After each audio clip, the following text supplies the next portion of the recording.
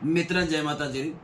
राजस्थानी साहित्य, इतिहास और लोक जीवा माथे एक प्रवाद बहुत प्रचलित है कि खेड़ राजा का शासक का रायपाल जी चंद नाम रे भाटी ने रोगपुर और रोडपुर और चारण बनार आपरो पोल पात बनाया और प्रवाद बहुत प्रचलित है। और वो हमारे हथाई रो विषय भी रहे जब सांस्कृतिक हथाई जुड़े, ऐतिहासिक हथाई जुड़े तो अपारा वो हथाई रो विषय भी रहे कि कर रोहड़िया चारण बढ़िया मित्र। जब आप इतिहास री गहराई में उतरा, जब आप इतिहास री गंभीर किताबा ने पढ़ा, गंभीर लेखा ने पढ़ा तो अपने सामने के यक्ष प्रश्न खड़ा हुए और वो यक्ष प्रश्न रो उत्तर अपने खोजनो भी जरूरी है, अपने जाननो भी जरूरी है, अपने माननो भी जरूरी है। इन्हीं विषय माथे किताब लारले दिना लिखी जी युग पुरुष लखाजी बाहट और किताब रे लेखक के आदरणीय ओंकार सिंह जी लखावत। आदरणीय ओंकार सिंह जी लखावत इस किताब में एक अध्याय लिखे और अध्याय रो शीर्षक है बारहट थापने का प्रवाद। वो प्रवाद मैं आदरणीय ओंकार सिंह जी लखावत री किताब पढ़ रहा आपने वो बहु सुनाऊं। उनमें लंबो प्रसंग सिंहा जी रो है, वो प्रसंग जानना जरूरी है। वो लंबो हीरो वास्ते है कि मूल जी की बात है, वो प्रसंग ही जो जुड़ी हुई है। जब हमारे वो प्रसंग हमारे समझ में आ गयो, वो जो कालखंड है हमारे समझ में आ गयो तो हमारे पूरी बात समझ में आ जाएगा कि बात में कितोक सार है, बात में कितोक तंत्र है, आ कितनी गंभीर बात है। आदरणीय ओंकार सिंह लखावत की किताब में जो अध्याय है वो अध्याय में आपने बाँच सुना रही हूं। बारहट थरपने का प्रवाद। बारहट थरपने के प्रवाद निम्नलिखित प्रचलन में है। राठौड़ राजा द्वारा चंद को विक्रम संवत 1262 महाबद दशम को बारहट थरपने का वर्णन करने वाला सर्वाधिक प्राचीन उल्लेख बीठू और बारठों के राव जी बिराई और रामासनी वालों की बही में निम्नांकित प्रकार लिखा हुआ प्रचलन वो जवानी प्रवाद के रूप में चलता आ रहा है। 12 से 62 महादशमी शुक्र बुध हूता बारहट चंद थपे रोहड़ गुड़। हमने तथ्यात्मक, ऐतिहासिक व महापुरुषों के कालखंड का सांगोपांग अध्ययन किया और इतिहासकारों एवं चारण साहित्य के विद्वानों से व्यापक तथ्यात्मक विचार विमर्श किया। इस प्रवाद के मुख्य विचारणीय बिंदु निम्नलिखित है। 3 बिंदु थरपिया लखाओ साहब। राठौड़ के द्वारा बारहट थरपना, चंद को बारहट थरपना, विक्रम संवत 1262 में महाबद शुक्र को थरपना। मारवाड़ के इतिहास लेखन का मुख्य आधार मूता नैणसी की ख्यात रही है। विद्वानों कवियों को एक समय ऐसा लगा कि ख्यात में अनेक प्रवादों व ऐतिहासिक घटनाक्रमों के तथ्यों के बिना आधार सुनी सुनाई घटनाओं का आधार बनाकर विगत अनेक घटनाओं को लिखा गया है। इस कारण समय समय पर इतिहासकारों ने इनका खंडन किया है। मारवाड़ के इतिहास को सही घटनाओं को आधार बनाकर लिखने वालों का कार्य जोधपुर रियासत द्वारा पंडित विश्वेश्वरनाथ रेऊ को दिया गया। आपने अनेक वर्षों तक कठोर परिश्रम कर प्राचीन इतिहास व घटनाक्रमों की तह तक जाकर लिखने का कार्य किया। आपने इस कार्य को आषाढ़ सुदी 14 विक्रम संवत 1995 में पूर्ण कर पुरातत्व विभाग जोधपुर रियासत के द्वारा राजकीय मुद्रणालय जोधपुर से उनका प्रकाशन करवाया। राव सिंहाजी का मारवाड़ आना, मूल राज सोलंकी की बहन से विवाह करना, द्वारका यात्रा कर आते समय लाखा फूलानी को मारना, खेड़ की राजधानी बनाना आदि घटनाक्रमों को प्रमाणिक तथ्यों, घटनाक्रमों आदि का अध्ययन कर इतिहास को लिखने का श्री रेऊ जी ने जो प्रयास किया है, राव सिंहाजी से लेकर पुस्तक लेखन समय तक के मारवाड़ के शासकों से जुड़े महत्वपूर्ण घटनाक्रमों को इसमें प्रकाशित किया गया। पंडित विश्वेश्वरनाथ जी रेऊ द्वारा लिखित इस इतिहास लेखन के प्रकाशन में अनेक घटनाक्रमों पर सही समय वो वृतांत की जानकारी पहली बार आमजन व पाठकों के सब आई। मूता नैणसी ने लिखी मारवाड़ रे परगना री विगत भाग 2 के पेरा 23 में इस बात का उल्लेख किया गया है। माघा बुधनु चारण रोहड़ियो कियो, आपरे पाठ बारहटो कियो, तिण माघारे पेट चांदरियो बड़ो बिदावत हुआ। मारवाड़ का इतिहास भाग प्रथम प्रकाशक महाराजा मानसिंह पुस्तक प्रकाश शोध केंद्र जोधपुर के पृष्ठ संख्या 83 पर उल्लेख किया है कि पंडित गौरीशंकर ओझा के लिखे राजपूताने के इतिहास में गुजरात के सोलंकी मूल राज प्रथम का समय 1017 से 1052 लिखा है, परंतु उपयुक्त नवीन लेख मिल जाने से वो ठीक नहीं हो सकता। सोलंकियों के वंश में एक मूल राज द्वितीय भी हुआ, परंतु एक तो उसका समय विक्रम संवत 1233 से 1235 तक माना गया है। दूसरा, वो बाल्यावस्था में 3 वर्ष राज्य करके मृत्यु को प्राप्त हुआ। इसी से वो बालक मूलराज के नाम से प्रसिद्ध है। ऐसी हालात में उसकी कन्या से सिंहाजी का विवाह होना भी असंभव ही है। वास्तव में सिंहाजी के समय गुजरात पर सोलंकी भीमदेव द्वितीय का राज्य था। समय विक्रम संवत 1235 से 1298 तक माना गया है। कर्नल टॉड ने अपने राजस्थान के इतिहास में सिंहाजी का वृत्तांत इस प्रकार लिखा है। विक्रम संवत 1368 में जयचंद्र के पौत्र सेतराम और सिंहाजी 200 आदमियों को साथ लेकर कन्नौज से रवाना हुए, जिसमें कोलुमड आधुनिक बीकानेर से 20 मील पश्चिम की तरफ पहुंचे। उस समय वहां पर सोलंकियों का राज्य था। वहां के राजा ने इनकी बड़ी खातिर की। इसके एवज में सिंहाजी ने सोलंकियों के शत्रु लाखा फूलानी से युद्ध कर उसे हराया। इसी युद्ध में सेतराम मारा गया। इनकी सहायता से प्रसन्न होकर सोलंकी नरेश ने अपनी बहन का विवाह सिंहाजी के साथ कर दिया। वहां से चलकर ये द्वारका जाते हुए अनहिल पाटन पहुंचे। वहां के राजा ने भी इनकी बड़ी आवभगत की। जिस समय सिंहाजी पाटन में ठहरे हुए थे, उसी समय लाखा फूलानी ने उक्त नगर पर आक्रमण कर दिया। इस बार के युद्ध में सिंहाजी ने लाखा को मारकर बदला ले लिया, परंतु ये सारी कथा कपोल कल्पित है, क्योंकि पलिवाल ब्राह्मण पाली के शासक न होकर व्यापारी ही थे। पाली में स्थित सोमनाथ के मंदिर से मिले विक्रम संवत 1209 के लेख से प्रकट होता है कि उस समय वहां पर सोलंकी कुमारपाल का राज्य था और उसकी तरफ से बाहरदेव वहां का शासक था। ऐसे हालात में सिंहाजी का वहां के पाली वाले व्यापारियों को मारकर उनसे पाली छीनना बिल्कुल असंगत है। सिंहाजी के स्वर्गवास के विक्रम संवत 1330 का एक लेख बीटू मारवाड़, एक गांव जो पाली से 6 कोस के अंतर पर है, मिला है। इस शिलालेख से प्रकट होता है कि विक्रम संवत 1330 की कार्तिक बदी 12 को करीब 80 वर्ष की अवस्था में सिंहाजी का स्वर्गवास हुआ था। पंडित विश्वेश्वरनाथ रेऊ के अनुसार मारवाड़ की ख्यातों में सिंहाजी का विक्रम संवत 1212 में मारे गए मारवाड़ माना लिखा है, परंतु जब कन्नौज नरेश जयचंद्र स्वयं ही विक्रम संवत 1250 में मारा गया था, तब उसकी संतान का घटनाक्रम से 38 वर्ष पूर्व मारवाड़ माना कैसे संभव हो सकता है। कर्नल टॉड ने अपने annuls and activities of Rajasthan नामक इतिहास भाग पृष्ठ 940 में सिंहाजी के कन्नौज छोड़कर मारवाड़ में आने का समय विक्रम संवत 1268 लिखा है। जनरल कनिंघम इस घटना का विक्रम संवत 1283 में होना मानते हैं। श्री विश्वेश्वरनाथ रेऊ ने मारवाड़ का इतिहास प्रथम भाग के पृष्ठ 39 पर राव सिंहा का जन्म विक्रम संवत 1251 माना है। मारवाड़ की ख्यात में मुता नैन सिंह ने लिखा है कि सिंहाजी ने पाटन के राजा मूलराज सोलंकी की सहायता कर कच्छ के राजा लाखा फूलानी को मारा था। इसके एवज में मूलराज ने इन्हें अपनी कन्या ब्याह दी थी, परंतु पंडित विश्वेश्वरनाथ रेऊ के अनुसार ये ठीक प्रतीत नहीं होता, क्योंकि जैनाचार्य हेमचंद्र रचित द्वाथेश्रय काव्य में 5वें सर्ग में लिखा है, गुर्जरता कच्छस्य द्वारका कुंडन शशनु नाथो सरोरी मिमाला भृगिसंगासनम प्रचक्रतुः कुंतेन सर्वसारेणु बग्घी लक्षमम चालू पराट। अर्थात गुजरात के सोलंकी राजा मूलराज और कच्छ के राजा लाखा के बीच भीषण युद्ध हुआ। अंत में सोलंकी मूलराज प्रथम ने लाखा को मार डाला। सामहर से मिले सोलंकियों के एक शिलालेख में भी लिखा है, वसुनंदो निधो वर्षे व्यतीतो विक्रमार्कतः मूलदेव नरेस्तु चूड़ामणिर भूत भवी। अर्थात विक्रम संवत 998 में के बीत जाने पर मूलदेव राजा हुआ।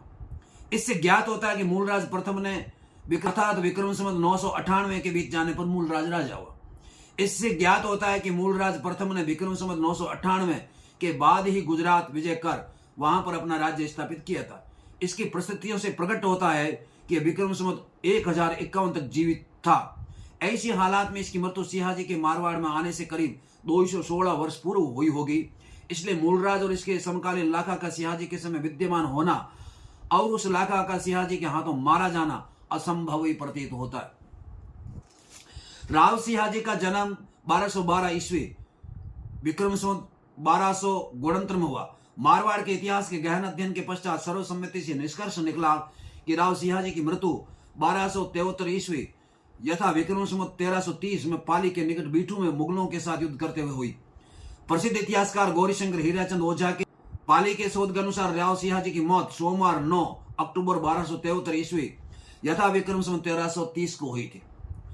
राठौड़ा ने ख्यात भाग 1 पृष्ठ 12 लेखक डॉक्टर हुकम सिंह भाटी ने राव सिंह के समय चारणों का विद्यमान और संपर्क होने का उल्लेख किया है।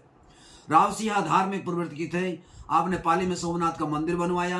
लालच चारण ने इसकी प्रसिद्धि में दोहे रचे, इसलिए उसे बड़ी राशि प्रदान कर संतुष्ट किया। राजस्थान का इतिहास में डॉक्टर गोपीनाथ शर्मा ने लिखा है कि डॉक्टर ओझा ने विभिन्न लेखों के मत का विश्लेषण किया है, अधिकांश ने निराधार बताया है।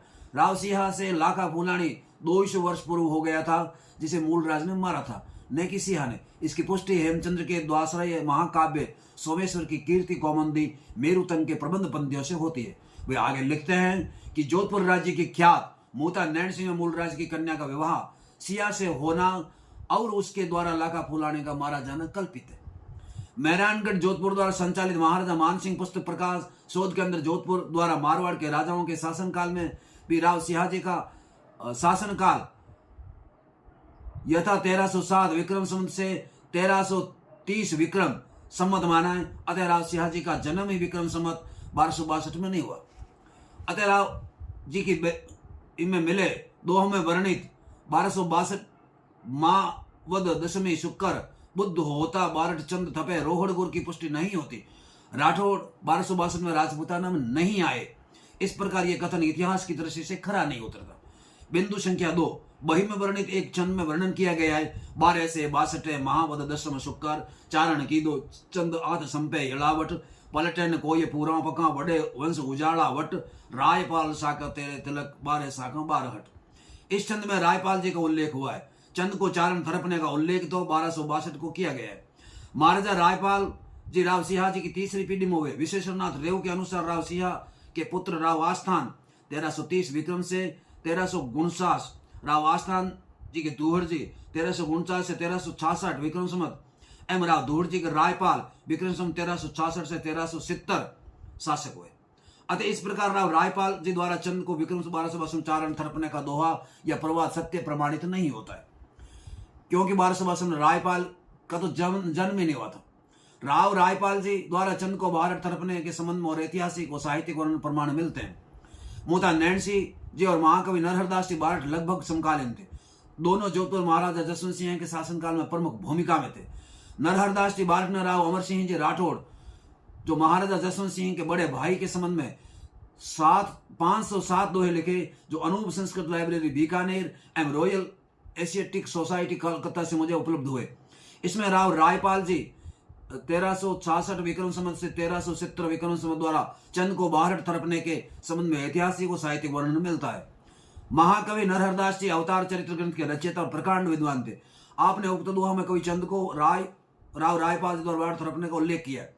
राजा रायपाल द्वारा कवि चंद को भारत थरपने के दोहे नरहरदास भारत ने कहिया।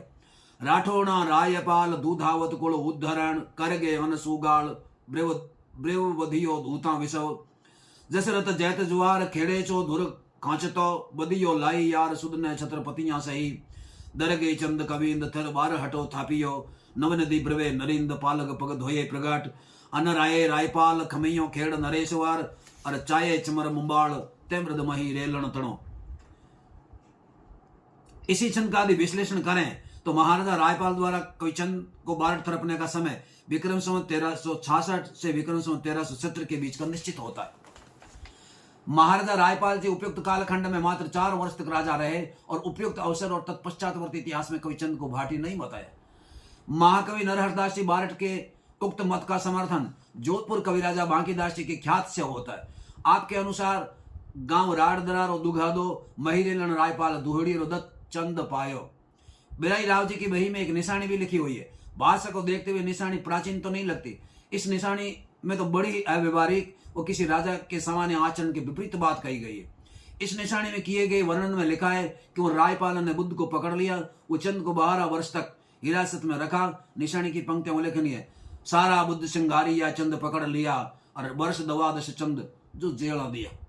उपरोक्त चंद का कोई भी तथ्य इतिहास और प्राचीन काल में उपलब्ध नहीं होने के कारण स्वीकार कैसे किया जा सकता है कि आपने भारत बनाने के लिए किसी चंद को 12 वर्ष के लिए कोई राजा जेल में बंद कर देगा? कभी नहीं।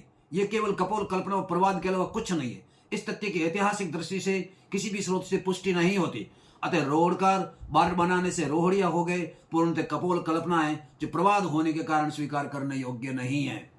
शोधवेता श्री गोपाल नारायण जी बहुरा ने चारण साहित्य परंपरा पृष्ठ 141 से 148 में लिखा है कि राव सिंह राठौड़ के पौत्र रायपाल ने भीम भाटी के बुद्ध मग को तड़ोड़ से खेड़ बोलाकर जबरदस्ती रोक अपना पौल पात बना लिया था। ये घटना संवत 1240 विक्रम के। वे आगे लिखते हैं कि रोक कर अर्थात रोहड़ कर रखने के कारण इस शाखा के लोग रोहड़िया कहलाए, जबकि वास्तविकता है कि महाराजा रायपाल का जन्म विक्रम 1240 में ही नहीं हुआ था। केवल उपरोक्त तथ्यों से यह बात प्रमाणित होती है कि अनेक प्रवादों दंत कथाओं की प्रमाणिकता को बिना परखे लंबे समय तक मौखिक प्रचलन में बनाए रखा और किस्से प्रवाद के रूप में परोसते रहे। उपरोक्त कवियों के द्वारा कहे छंदों के आधार पर निष्कर्ष निकाला जा सकता है कि महाराजा रायपाल ने चंद कवि को अपना पारड थापा। थरकने का कार्यकाल भी महाराजा रायपाल जी के कार्यकाल 1366 से 1320 ही में प्रमाणित होता है। इसके साथ ही 1262 माहवत दशमी शुक्र हूता मारुहट चंद थपे रोहड़ गुर एक प्रवाद मात्र है जो ऐतिहासिक रूप से गलत है। बिंदु संख्या 2 बिराई के राव जी की बही में लिखा है, मावल जी री बेटी झीमा चंद जी ने मीच नारे घरे परनाया। यदि झीमा को मीच नारे परनाया तो उनके बेटे रोहड़िया कैसे हुए? मिशणी होने थे। ये प्रवाद कि झीमा जो मावल की पुत्री थी का विवाह भाटी से करवाना लिखा गया कि कोई ऐतिहासिक साहित्यिक विश्वसनीय साक्ष्य उपलब्ध नहीं है। क्या झीमा सुपुत्री श्री मावल जी चंद्र की समकालीन थी? ये प्रमाणित होना अति आवश्यक है। उपयुक्त वृत्तांत में साक्ष्य द्वारा प्रमाणित कर चुके हैं कि महाराजा रायपाल जी ने चंद्र को बार थरपा था। रायपाल जी का शासन 1360 से 1370 के बीच प्रमाणित है। साहित्यिक ऐतिहासिक साहित्यक वो ऐतिहासिक वर्णनों वृत्तांतों व कथानकों से प्रमाणित है कि झीमा गुजरात के मावल जी वर्षड़ा की पुत्री थी। मावल जी वर्षड़ा लाखा फुलानी के समकालीन थे। मावल जी के पिता साबाजी जामकुल कच्छ के राजकवि थे। इन्हीं मावल जी ने अपने वंशावली लेखन हेतु राहुल नियुक्त शक सम्मत 797 में किए थे। इस आशय के एक दुआ इस प्रकार है, सम्मत 797 सावरण 8 मने बुधवार गुरु टाले रावल की या मावल कच्छ अंजार। उपयुक्त शक सम्मत लाखा फुलानी का जन्म सम्मत भी 777 है। कच्छ कविराज श्री समुदाय जी गढ़वी ने अपनी पुस्तक कच्छ दर्शन में इसका पृष्ठ संख्या 2 पर उल्लेख निम्नलिखित प्रकार किया है, साके 777 सातम श्रावण मास सोनल लाखो जन्मियो सूरज ज्योत प्रकाश। कच्छ कविराजा ने कच्छ दर्शन में लाखा फुलानी की मृत्यु के संबंध में भी छंदों में वर्णन करते हुए लिखा है, साके 9 में मास कारतक निरंतर पिता वैर चल राग सोहड़ दाचे अति सद्धर पड़े समा सो पनर पड़े सोलंकी सौखट और 119 चावड़ा वड़ा मूल राज रण व खट। अतः इस प्रकार लाखा फुलानी की मृत्यु वर्ष शक संवत 801 है। साके 9 में मूलराज हाथ लाखों मरे। ये समय विक्रम संवत 911 थी। 1035 सुदीनो 6 मावल जी लाखा फुलानी के समकालीन थे और उनकी मृत्यु पर मावल जी ने लिखा है, भव जीवन अथ भोगवान गुण जानन गहगीर और भुज धुन रावल मावल भणे लहरिक लखधीर। अर्थात जिनकी को जीती लेनारो धन भोगवानारो गुण जाननार अने गंभीर एवा सागर समान रवा लाखा फुलानी भुजाओं ने धन्य छे एम मावल कहे छे। इस प्रकार मावल जी का समय और लाखा फुलानी का समय एक ही है। अतः यह कालखंड विक्रम संवत 811 से 1035 के बीच इतिहासकारों ने निर्धारित किया है। इसमें कोई दो राय नहीं है। अतः मावल जी और उनकी पुत्री झीमा का कालखंड किसी प्रकार विक्रम संवत 801 से 1035 के स्थान पर विक्रम संवत 1262 से 1366 1370 तक प्रमाणित नहीं होने से निर्धारित नहीं किया जा सकता। ख्याति प्राप्त इतिहासकार डॉक्टर रघुवीर सिंह सीतामऊ ने भारतीय इतिहास व अनुसंधान परिषद नई दिल्ली एवं पंचशील प्रकाशन जयपुर द्वारा प्रकाशित जोधपुर राज्य की ख्यात संपादक रघुवीर सिंह एवं मनोहर सिंह राणावत ने जोधपुर राज्य की ख्यात के अनेक अंशों विवरणों को खारिज कर दिया। अतः ये प्रवाद किसी भी तथ्य कालखंड या अन्य साक्ष्य के आधार पर सही घटना के रूप में प्रमाणित नहीं होता है, इसलिए अस्वीकार योग्य है। पहले सुनी सुनाई और पढ़ाई को आधार बनाकर प्रवाद के रूप में लोक रुचि की कथाएं प्रचलित होती गई, परंतु न तो सत्य थी और न ही इतिहास पर तथ्य से प्रमाणित होती थी। पहले यह भी प्रवाद चलता था कि राव सिंहाजी ने लाखा फुलानी को मारा। कहां तो विक्रम संवत 801 से 1035 के मध्य के लाखा फुलानी और कहां विक्रम संवत 1306 से 1330 के शासक राव सिंहाजी। उक्त प्रवाद भी शताब्दी तक चलता रहा। अतः लाखा फुलानी को राव सिंहाजी द्वारा मारना, मावल जी की पुत्री झीमा का चंद्र भाटी नामक युवा से विवाह होना इतिहास से प्रमाणित नहीं होता है। रावल जी की बही में रोहिणियों की वंशावली उत्पत्ति वर्णन रे मोरजर मोरबी के बही बंचा रावल वाधा ममैया की रोहड़िया वंश की वही है। रावल भीमजी भारमल रे मोरजर तालुका नखत्राना जिला भुज के चौपड़े में रोहड़ियों की वंशावली निम्नांकित प्रकार उपलब्ध है। सौराष्ट्र विश्वविद्यालय में चारणी साहित्य का अध्येता प्रोफेसर अंबादान रोहड़िया ने बताया कि उन्होंने चारणी साहित्य के विद्वान रतुदान भाई रोहड़िया के साथ चारणों की उत्पत्ति पर विस्तार से अध्ययन किया। डॉक्टर अंबादान जी रोहड़िया के अनुसार उनके वैसे रतुदान जी रोहड़िया के सामूहिक अध्ययन प्राप्त साहित्य के अनुसार रोहड़िया कुलदेव देवराज इंद्र के कुल से जुड़ा हुआ है। चंद्रचूड़, देवेंद्र, राजेंद्र, हेमेंद्र। चारण देवर्षि हेमेंद्र हिमालय में जाकर बस गए थे। वहां पांडव राजा तपस्या करके आए थे। तपस्या करके उनका देहावसान हो गया। ऋषि हेमेंद्र पांडवों को लेकर हस्तिनापुर आए। श्री कृष्ण और पांडवों ने उस वक्त चारण देवर्षि हेमेंद्र का सम्मान वो पूजन करके उन्हें वहां स्थापित किया। उक्त आलेख के अनुसार रोहिणेंद्र राजस्थान में भाटी राजवंश के राज्य में आए। रोहिणेंद्र, चंद्र, भांदचंद्र, गजचंद्र, उतंगराव, बलराव। ये पूरी की पूरी कथा आदरणीय ओंकार सिंह जी लखावत ने अपनी पुस्तक युग पुरुष बारट लखा जी में बड़े विस्तार से दी है। और भी उन्होंने इसमें कई ऐतिहासिक, सांस्कृतिक और सामाजिक सरोकार से जुड़ी हमारी गौरवशाली कथाओं को गुंफित किया है। मैं आदरणीय लखावत साहब का हृदय से आभार व्यक्त करता हूं कि उन्होंने इतिहास की सही जानकारी विज्ञ पाठकों के सामने भी रखी। आगे भी वो इस प्रकार के महनीय कार्य करते रहेंगे, ऐसी हम आशा करते हैं।